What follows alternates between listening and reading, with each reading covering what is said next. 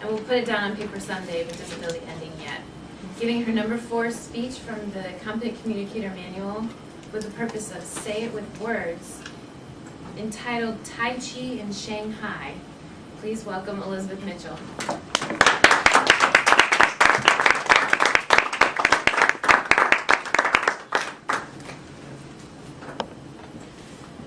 Waking in the summer heat of Shanghai, I plodded lazily across my apartment to stand on the balcony and survey the scene before me. My perch from a high-rise apartment building provided a startling view of the Shanghai skyline. From my balcony, high-rises lined up as densely as trees in a forest and reached as far as the eye could see. Outside, 20 million people were beginning their day. Bicycles busily whizzed by. People were packed on buses like sardines in a tin can. Cars, taxis, and construction vehicles were honking, swerving, and speeding, but not braking or signaling.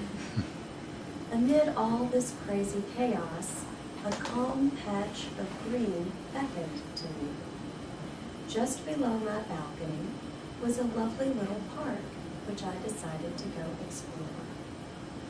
I dressed hastily and took the elevator downstairs. As I walked down the street, the sounds of the city accosted my ears. A boombox blared as women performed their morning exercise by swing dancing with each other on the sidewalk.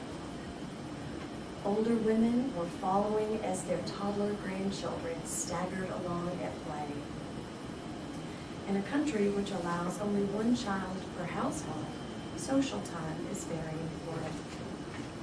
A little farther along, the yells of the vendors in the fruit and vegetable market, the constant construction noises, and other busy sounds almost made me regret leaving my quiet, cozy apartment. I finally rounded the bend and entered the park, which I had spied from my apartment above. Suddenly, it was as if an oasis of silence descended upon me. The green weeping willow trees swayed gently in the cool morning breeze. The lily pads lay motionless on the still, placid pond. Cobblestone paths meandered lazily through the park. Groups of Chinese men were huddled around trees, talking and laughing. Their pet birds hung from tree limbs in small bamboo cages, chirping cheerily to each other.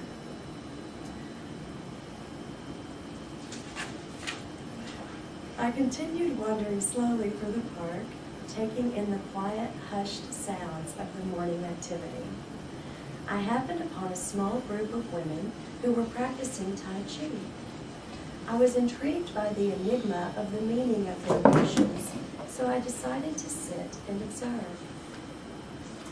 The boombox played hard, piercing, traditional Chinese music, which was discordantly incongruent with the smooth, fluid motion of Tai Chi. The women often chattered, clucked, shook their heads, and giggled. The male Tai Chi instructor demonstrated a motion, and the women followed. As I was sitting on the bench, in spite of myself, I found myself trying to mimic their graceful, rhythmic motions. Soon, the group encouraged me to get up and join them. I stood in the back, tried to ignore the people pointing and gawking at me as a foreigner trying to imitate their beloved morning ritual. As I grew, and I surprised everyone by doing a fair job. If I placed a foot in the wrong place or turned in the wrong direction, the instructor would walk over to me, grab my offending arm, leg, or head, and properly snap it back in the right direction. However,